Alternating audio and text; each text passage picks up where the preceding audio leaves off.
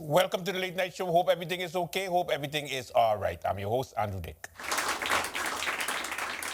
Okie dokie, kids, what's happening on the lovely Isle of St. Martin? We begin with the news of the Council of Ministers had their weekly press briefing, and during this press briefing, the ministers, there were 3 ministers present, Minister Natalie Tackling, Minister Heyliger Martin, and the Prime Minister Luc Mercelina. They 3 were at the press briefing, and they were giving some type of information about their ministries. Of course, we start off with the Ministry of Tiat, that's Krisha Heyliger Martin.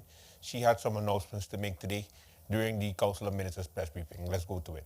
This service is our collective activities taking place across the island. Each event is designed to bring life back into Phillipsburg, 10 p.m. every day, free for the public to see, outdoor. And then this coming Saturday, you have the Bellyful Fest at Emilia Wilson Park. Vendors, life and treats for the kids as well.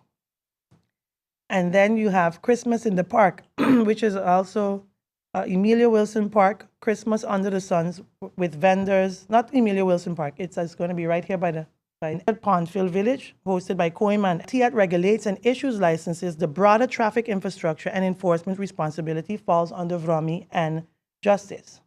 That being said, I fully understand the public's frustration. The level of congestion we're seeing lately is above normal, and it affects businesses, workers, students, and the economy at large. I can assure you that this is not being ignored.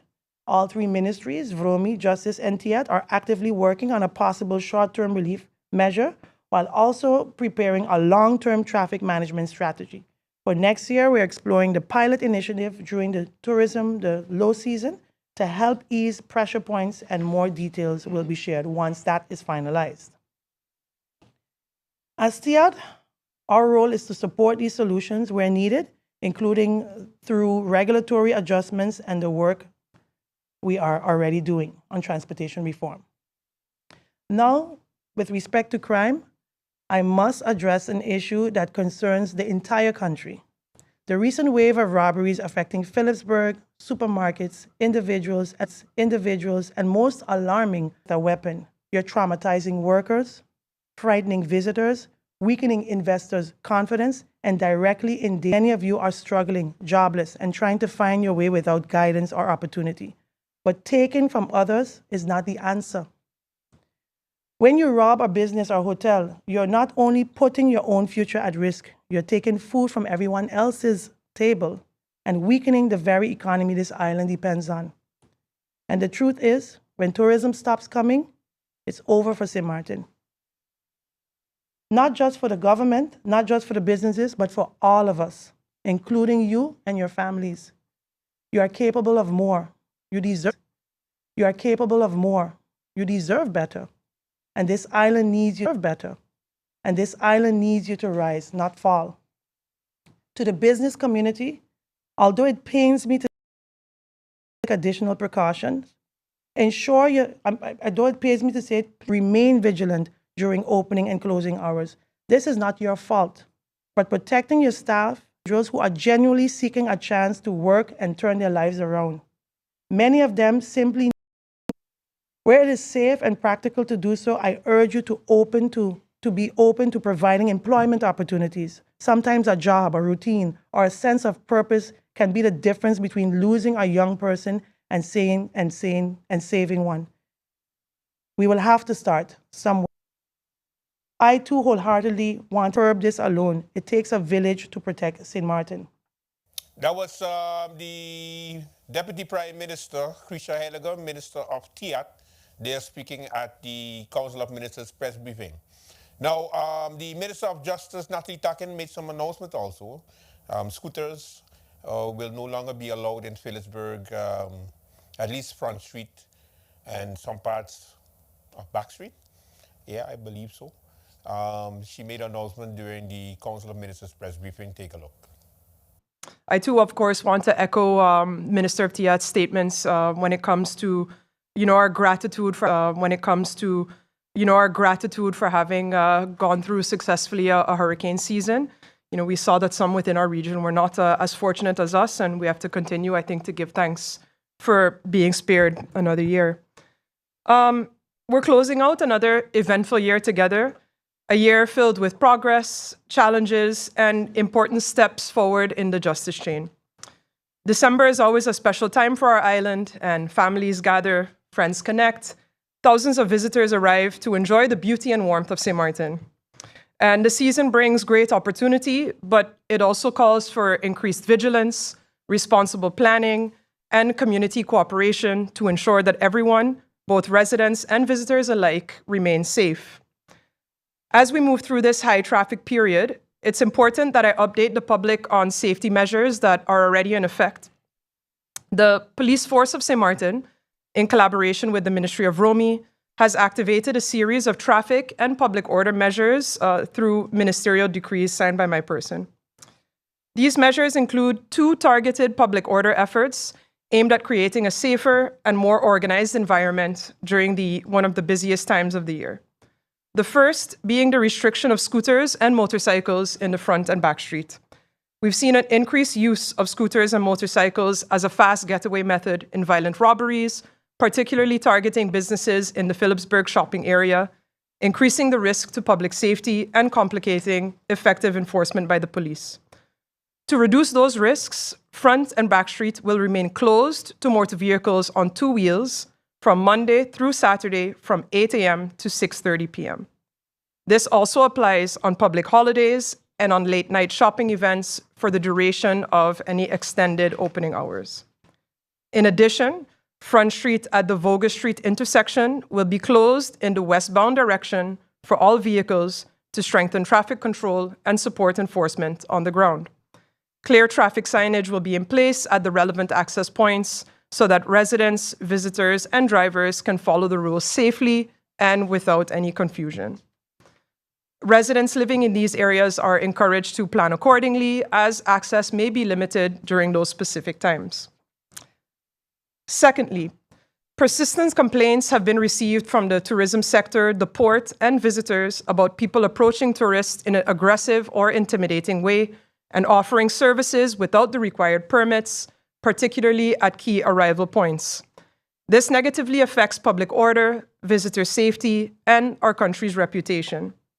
For the 2025-2026 tourist season, that is from December 1st through April 30th, 2026, it is strictly prohibited to loiter with the purpose of aggressively or insistently approaching tourists to offer or sell goods or services without a permit at the entrance of the Dr. A.C. Watty Cruise facility and the cargo facilities on the Juancho Idasquin Boulevard, access to the Captain Hodge Wharf on the boardwalk, and access to the Walter Plants Wharf on the boardwalk.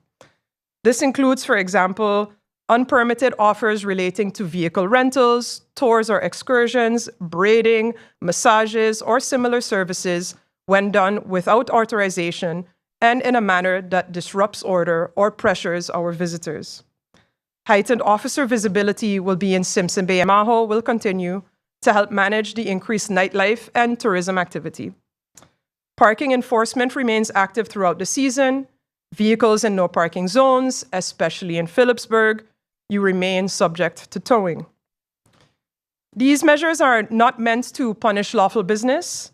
They're intended to protect public safety, support effective policing, and ensure that Philipsburg remains a place where visitors can shop and work safely, and where our visitors feel welcome from the moment that they arrive on our shores. I ask everybody for their cooperation.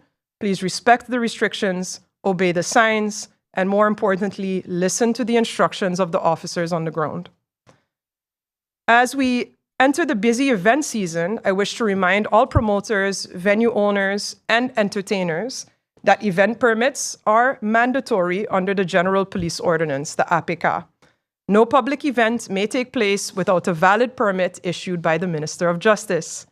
These regulations exist to ensure that the police can properly assess risks to public order and public safety, including, of course, traffic safety, and that we can in advance plan our deployment accordingly. I emphasize as well that even if a business holds a valid operational license, this license only covers the activities specifically and explicitly permitted under your business license. whenever an event qualifies as a public entertainment or a gathering open to the public for relaxation or amusement outside the scope of your operational license, a separate event permit is required under the General Police Ordinance. An operational license does not replace the requirement for an event permit, and venue owners who rent out their premises for public events must ensure that an event permit is requested and approved for each event that is being hosted. With respect to religious manifestations, no permits are required. Requiring a permit for a religious manifestation, such as a procession or witnessing in public, would be unconstitutional, as it would infringe on your freedom of religion. However, public events with a religious connotation outside the church, like a gospel event, require a permit. If you're planning on having a public manifestation of religious nature, you are obligated to report this to the ministry 48 hours in advance, just so that we are aware and that we can make any adjustments, of course, to our own schedules. Then, before I continue, I too want to address the concerns that many residents have raised about traffic, crime, and the general sense of safety during this time of the year. These concerns are genuine, and I hear them. Safety does not improve through commentary alone, and it improves through capacity, planning, enforcement, and sustained action. And that is what we've been doing while operating under the very real constraints that have been built up over many years. Traffic during December will never be perfect on any island, but we are managing it with structure, enforcement, and clear rules. What we ask from the public is cooperation, patience, and planning. Safety on a busy island requires all of us to do our part. With respect to recent robberies, KPSM has identified patterns, adjusted patrol routes, and initiated targeted enforcement. The force has intensified its visibility, we've increased patrols in key high-risk areas, and we've also refocused our resources. These are not ad hoc reactions, but they're part of a broader data-driven approach that is already guiding our work into 2026. Alongside these efforts, KPSM has already made arrests linked to ongoing investigations. The force continues to work closely with the prosecutor's office to ensure swift case progression. And public safety, again, depends on the full chain working together. And I have to say that cooperation between the police, prosecution services, border agencies, customs, detention, that I've seen this significantly strengthen throughout this year. But as the Minister of Tiat also said, preventing crime also requires community partnership. So I therefore urge residents and businesses to secure your premises, lock your vehicles, use lighting, and report any suspicious behavior immediately. A safer island begins with simple steps that every household and business can take. We're also turning around systems that have suffered from decades of underinvestment, staffing shortages, and outdated infrastructures. These issues cannot be erased in 12 months, but for the first time in many years, the progress is visible and it's measurable. When people ask what the Ministry of Justice has done, the answer is not rhetoric. It is LBA completion, retroactive payments, reinforced police presence, infrastructure upgrades, international project advancement, and the start of long-awaited construction. These are concrete improvements and not just intentions. So following batches reflect our most recent progress. Batch 14, consisting of 29 staff, expected from the governor today, December regulations for those, and we hope that those will also be completed again before the holidays. Many staff members have waited a long time for a closure on this matter, and I think that this progress brings us another step to completing the full circle. In addition to the LBA process, however, significant retroactive payments have also been finalized. This includes KPSM on-call services, 35 advices, totaling an amount of 754,000 guilders, KPSM Jubilee payments, 12 advices totaling 118,769,000 guilders. Then the following retroactive payments remain actively in process. That is the prison Jubilees, 19 advices currently with the governor, KPSM Jubilees, 9 advices pending, KPSM on-call services, 2 advices pending, immigration retroactive overtime, 14 advices under review at the on call, 4 advices under review, and the KPSM retroactive overtime currently being processed by our HR team at the Ministry of Justice. For the public's understanding, it's important to call it were enacted, salaries and allowances changed accordingly. This required a full recalculation of on-call services, overtime, and other entitlements across the justice chain. These recalculations were never fully processed following the enactment of the function book and de expositieregeling KPSM and the issuance of LBAs under previous administrations. As a result, a significant backlog accumulated over several years. Over the past months, my team has been working intensively to correct these outstanding payments and to ensure that every justice worker receives what they are rightfully owed under the law. The advice for the renovation of the foreigner detention center, entire detention chain, and of course, supporting our borders. I also want to update on ODC side. The team has done extensive groundwork by meeting with key stakeholders to advance rehabilitation, reintegration, and staff training. Their findings will help shape the next steps, and more information will be shared as the work advances. On the UNOP side, the contracted construction company is now in the mobilization phase. Beginning construction marks a pivotal step in building a modern, humane, and secure detention facility that meets international standards. To ensure full transparency throughout the next phases of the DSRP, we are developing a centralized webpage that will serve as the home for all DSRP updates, including timelines, visual progress, and project information. I hope to release these details very soon to the media. Looking ahead to 2026, we will continue strengthening staffing levels, accelerating project execution, and investing in systems that protect our communities. Long-term improvements are underway and will become increasingly visible.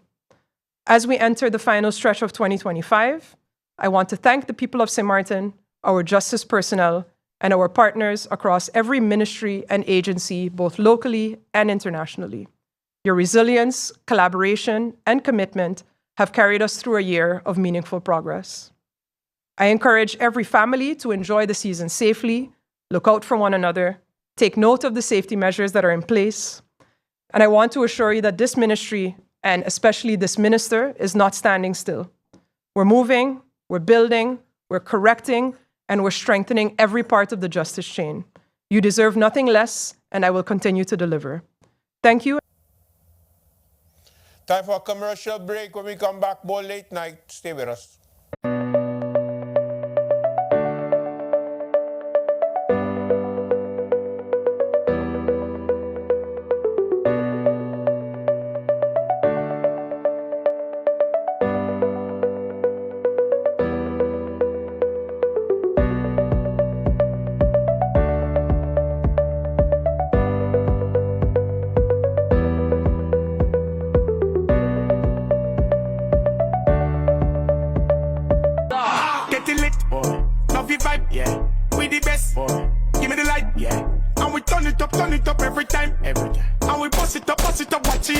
Ha! Bad. Anyway, them see me, me gun, them a chat. Bad. Busting up the place with my style. Bad. What kind of thing that style where we fling? Having trouble with my internet. It's dropping in my bedroom and the kitchen. Problem in your internet is your Wi-Fi. You see, things like the size of your house, the building materials you use, like concrete walls, whether you have multiple floors. And let's not forget the distance between your modem and your devices, like your computer, your phone, TV. All these have an effect on the quality and the strength of your Wi-Fi. How do you know this stuff? You need to check Telem. They have mesh devices that allow you to create your own smart Wi-Fi network to cover your entire home.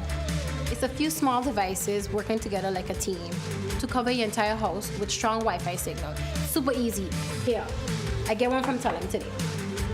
Download the app from your phone app store, plug in the device, and plug into the modem. When light blinks blue, it's ready to pair via the app. Go to app, click next, and follow the instruction. Place the second device where you need coverage. Boom, now you're covered. Telem makes it super easy. They offer convenient payment plans of just $12 a month. My guy, and if you opt to get the fiber plan, they'll come and install it for you. Guess what? For free. Oh, wow. I'm gonna get my smart Wi-Fi plan today. Hey, let's do this thing. Day itself. Get your smart Wi-Fi from Telem today. Welcome back. Now, during the Council of Ministers press briefing, we had the Prime Minister, Luc Mercelina. He recently came back from Suriname. He went to the independence celebration over there, 50 years of independence. Woot, woot. All right, we have the highlight for you where he speaks about his trip and what was discussed. People of St. Martin, good morning. Representative of the media, especially from the DCOM, representation of the press, and also my colleagues, Minister Heyliger Maarten and Minister Tecklin. Good morning. From the 21st of November until the 28th of November, place to the participation in the 50th anniversary of the Suriname independence in the so-called the Srevidentie 50. That is how they call it in Suriname. So they invited me as Prime Minister to attend the 50th anniversary festivities. It was an honor to represent St. Martin in Suriname. Of course, it enhances the bilateral relationship between Suriname and St. Martin. As we know, we have here a broad, large diaspora of Suriname here in St. Martin.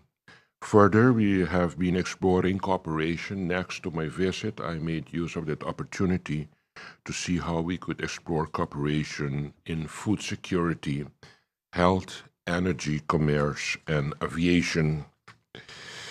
The first was the courtesy call, of course, to the President of Suriname. We had a one-on-one meeting with each other.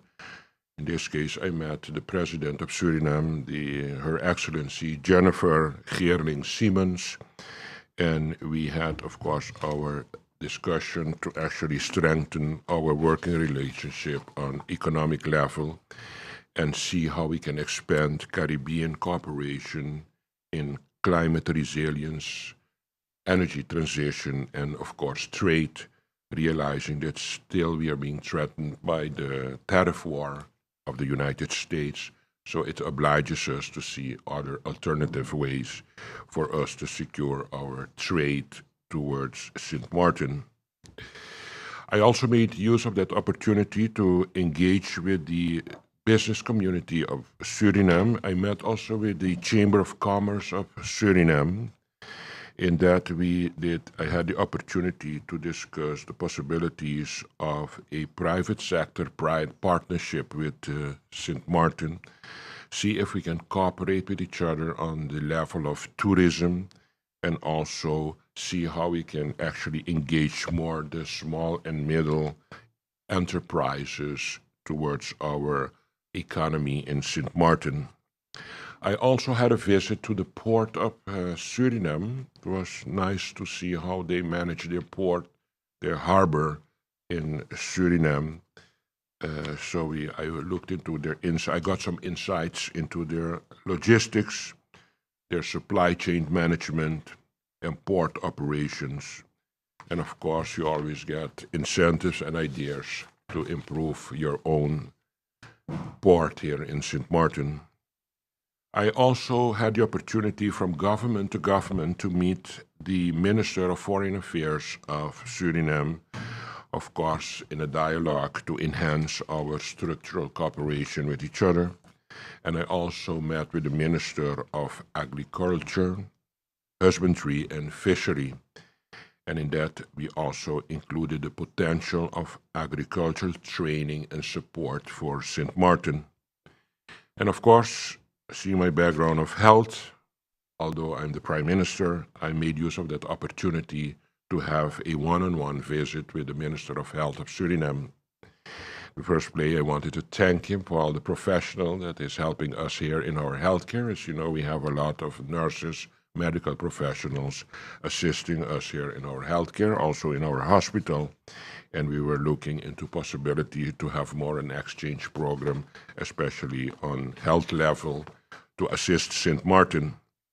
I also visited the Staatsolie company in Suriname, that is seeing the developments with the finding of oil in Suriname. I was very curious to know if there was also a possibility for St. Martin in this aggressive finding that will for sure propel the livelihood of the people of Suriname. I thought it would be great to have an update about where they're standing in the nearby future with this whole oil development for Suriname. And there are some opportunities also on the base of energy diversification. So we had a very interesting meeting with that company.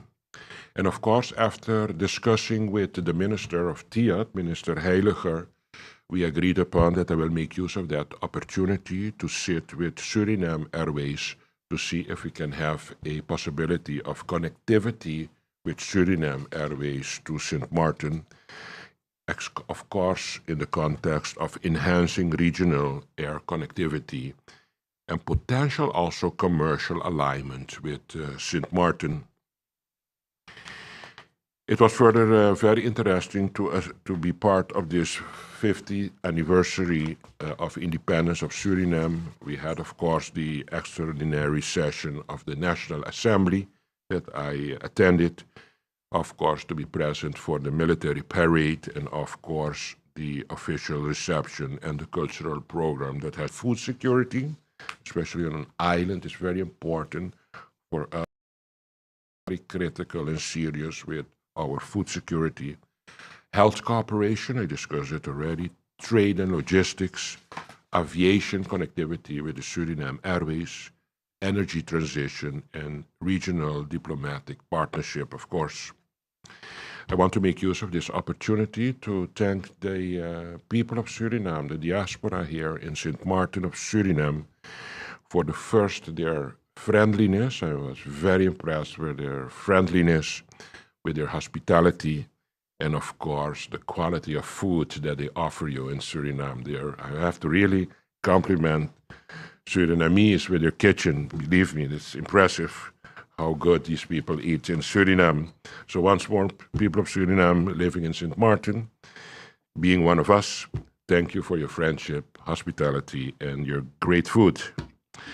Secondly, I am leaving to a travel visit to the Netherlands coming Saturday for a few working days. I have been invited by the organizers of the 36th Inter-Expo Congress that will take place in Newport Press and Debate Center at the second chamber of the Netherlands. It's a very interesting Inter-Expo in which they invited the prime ministers of Curaçao, Aruba, and St. Martin, and also the prime minister of the Netherlands. And further, the moderators will be the very known Professor Dr. Ernst Hirsch-Ballin and also Professor Dr. Peter Jan Balkenende. These were in the past former prime ministers of St. Martin. It has been achieved in the last 15 years since 2010, and what improvements are needed from each other. That is actually the topic that will be discussed. The Inter-Expo has announced the registration of nearly 170 participants, so it's a very big Inter-Expo in which I myself will also be a speaker in that conference. I will also make use of that opportunity, I always do that, to have a meeting one-on-one with the Prime Minister Schoof of the Netherlands. Especially, it's also important to get an update on the tension that is taking place here with our confrontation of the U.S. with Venezuela, seeing that we are a country in the kingdom, our foreign affairs, and actually our defense falls under the kingdom. So it's important, although I have a weekly, every 2 weeks, a meeting with the Minister of Foreign Affairs van Weel, that he updates us about the ongoing developments in the Caribbean.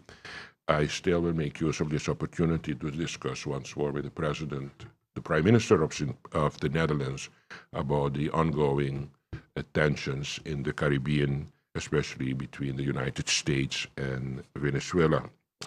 I will also have a session with the Prime Minister, Mr. Gilmar Pisas of Curaçao, and also I will have a one-on-one meeting with the Prime Minister of Aruba, Mr. Mike Eamon. This is what I have as update for now. If there are any questions, of course, feel free to pose questions to myself or to the Minister of Tiat or the Minister of Justice. Now, my favorite part of the Council of Ministers press briefing is, of course, the question and answer session. When we come back, we have that for you.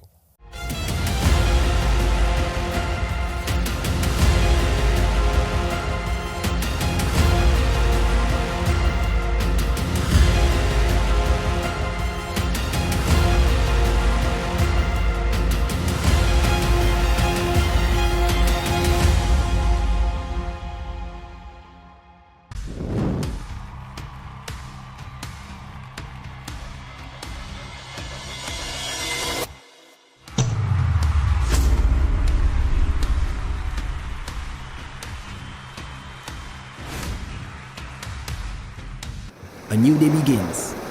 The sun rises over St. Martin, bringing new energy, new possibilities. This island was built on resilience, progress, and the strength of its people. Our connection is what moves us forward. It links our communities, our businesses, our families. From the heart of the island to the shores beyond, we've connected St. Martin. From every street to every home, this network was built for St. Martin by St. Martin hands. Connection isn't just about signals, it's about people. This is your island and your network recharged.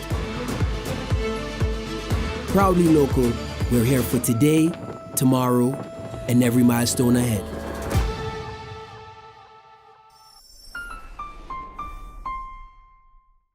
Minister, thank you for all the updates, especially those regarding crime and the new situations, the new changes for Phillipsburg for the holiday season.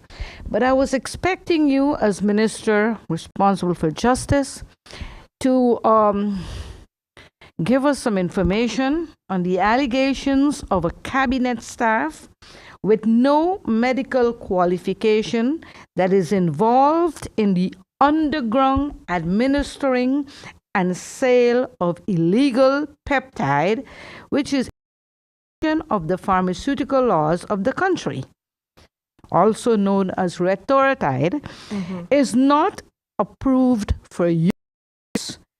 It is currently in research. It is not FDA or EMA approved, not authorized for human consumption, treatment, or clinical use. I got all of this information with a simple query on Google. We have next to us our Prime Minister, and I'd also ask him as a medical doctor to tell us the side effects, because right now, people that have been using illegal peptide have already been diagnosed with pancreatitis on St. Martin. Minister, bearing in mind, not only all of this is illegal, I'd like for you to understand and ask the Prime Minister, a medical doctor, to tell us what effect this would have on our healthcare system financially. I can be very short about that, Bibi, because I can't comment on rumors and conjecture and things that are simply not true. So that's the stance of the Minister of Justice. And I think that I saw the Inspectorate of VSA also put out a press release. So I think that that topic is finished, and I don't think we need to ask anything of the PM. So that's the response. Thank you, Minister. Thank you, Bibi. I would now like to invite Emil Lee of Island Nation Radio. You have the floor. Minister of Justice, just first a clarification question. You said that you would put a ban on two-wheeled vehicles through Front Street and Back Street Monday to Friday? Monday to Saturday. Monday to Saturday. And over what time frame? Like 8 a.m. to 6:30 p.m. No, I mean the dates. Oh, sorry. Let me, because I have that. And how, if there's residents there right that now. have scooters, are they also impacted by this?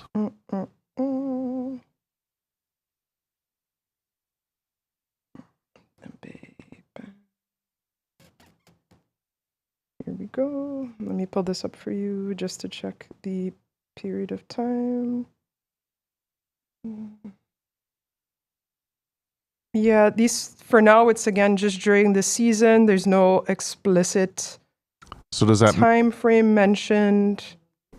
Well, as of the date of signing of the MBA, which is today. so as of today until until further notice. Further notice. So Correct. just for clarity. Okay. And then residents that have scooters or motorcycles there, how does that? Yeah, They would be banned as well. Yes. Okay. Thank you just for the clarity. So my question actually is, I'm not sure if it's for the Prime Minister or for TIAT. Okay. Thank you. So this is regarding the invoicing from GB. So we've been in conversation with a number of residents and businesses who have explained that they have, despite numerous requests for outstanding invoices from GB, are still missing. I mean, I've seen where a company had, I think, over 50 invoices, 50 accounts, and of which large blocks of invoices are missing. So this is now, going on 2-3 years that invoices can't be provided by GB. So I'm not sure if this is a question for Prime Minister because of GB or for TIAT because I think that there's a consumer protection aspect to this as well. That I think it's unfair that businesses and residents, despite requests for invoices, cannot be provided an invoice. And how much longer are they expected to wait? And then when the invoices do actually come, they're so far gone that you have no way of telling if they're actually valid anymore or not.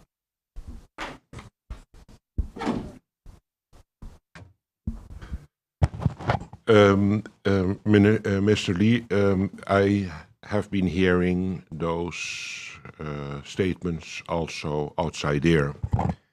And yesterday we had a closed-door meeting in Parliament with the supervisor, and they're very accurate now with their invoices, and their accuracy rate is above this, is that we are the shareholder of GEBE, and we have the corporate governance without just communicating with the supervisory board. So my line of communication is the supervisory board.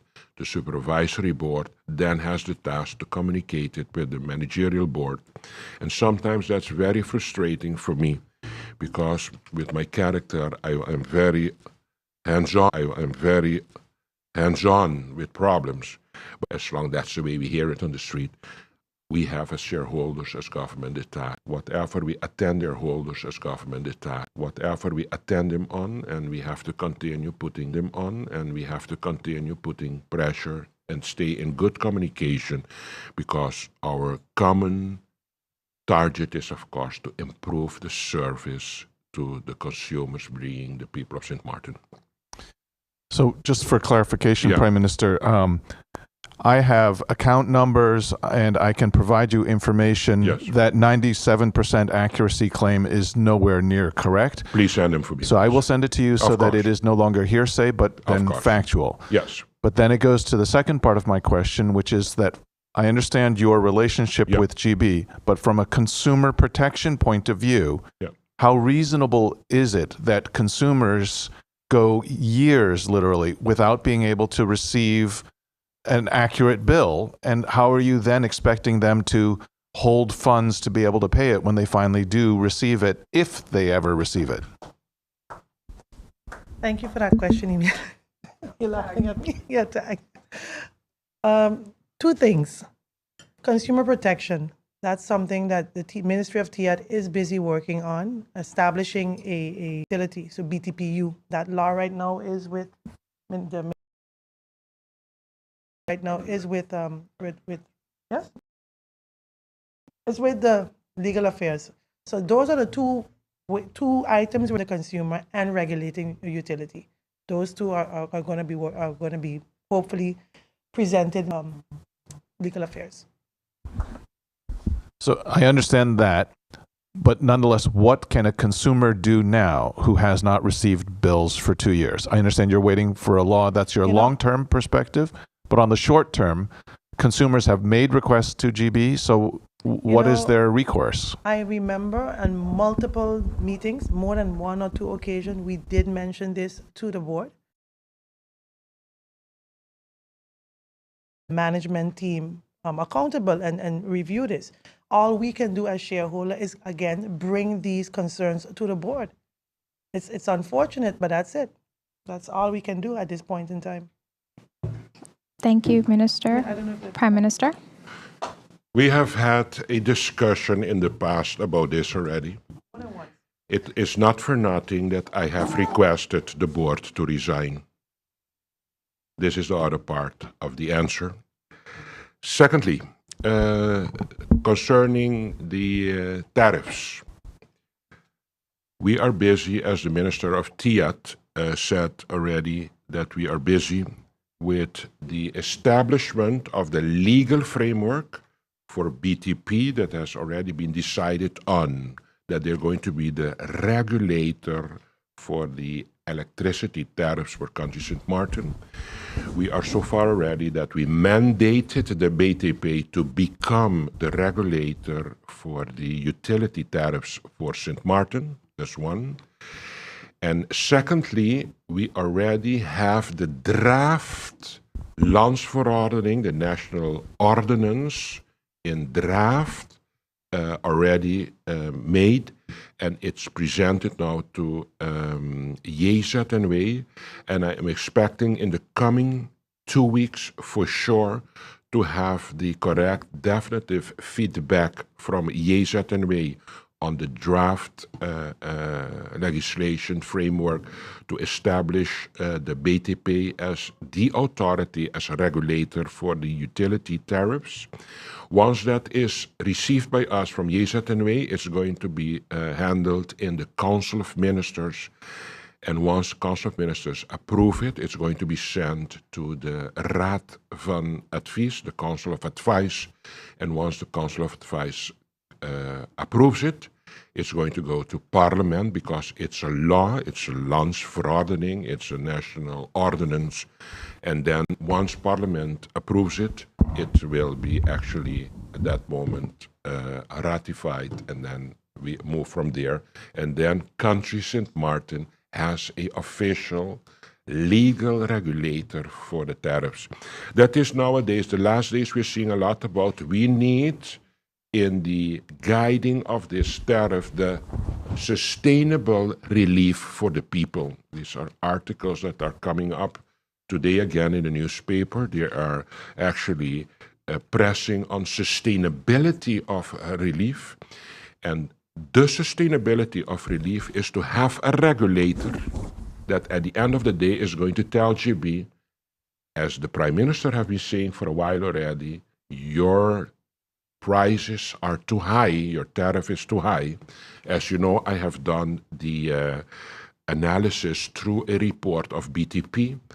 The BTP concluded that some measures can be taken to actually lower the prices that are being charged to the consumer.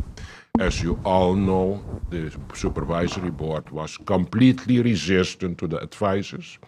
And why it became a difficult negotiation is because there is no regulator to oblige any organization to say, you can find this and the government can find this, and the report is saying that, but at the end of the day, if the regulator follows the rules of a report and the report does a great research and comes to the conclusion that the price is too high, the regulator is the authority at this particular moment, once it's established, to tell GB, listen, you can find whatever you find about the prices and the invoices, but this is the max that you can charge the people. And my hope is that in the beginning of the second quarter of 2026, this law is completely through the whole trajectory of the JZW, Council of Ministers, Raad van Advies, contribute to the actually to protect the people to be correctly. Example, GEBE. And you said also the reason, one of the reasons to resign, isn't it true that the board is not involved in the operations of the company? And GEBE, I believe sometime last year, July, or early this year, July, submitted to the government, the shareholder, some names for the appointment of the management board. Yep. And up to now, that is not done. What is the reason, and when will this take place? Because Very as good. much as a shareholder doesn't have any... are the head of the organization, and they have to have a control. There is a temporary manager, and there is a contracted financial man for the company. Decisions that has to be taken about the execution of a company is not dependent of a future director that has to be appointed. You have one now, so there is no excuse, especially even if it's temporary. We have had before this temporary manager for a few years a temporary manager, and it was never an excuse to take decisions with GEBE. So now we have a new temporary manager, and if a board is functioning correctly, the way it has to be, there cannot be an excuse that there is no control of execution of that company, because you have a manager at this particular moment and you have a financial man at this particular. There should be no excuse for execution of what really has to happen in that company, especially seeing the critical situation that we're in with the SGB. So no excuses. Thank you very much. That is it for our late night for today. Thank you so much for watching. Don't forget to like, share, and subscribe. We are on YouTube. We are on Facebook. It's Late Night Network. You can't miss it. Late Night with Andrew Dick Network. You can't miss it. Look for it. All right. See you tomorrow. Have a good one. Bye-bye.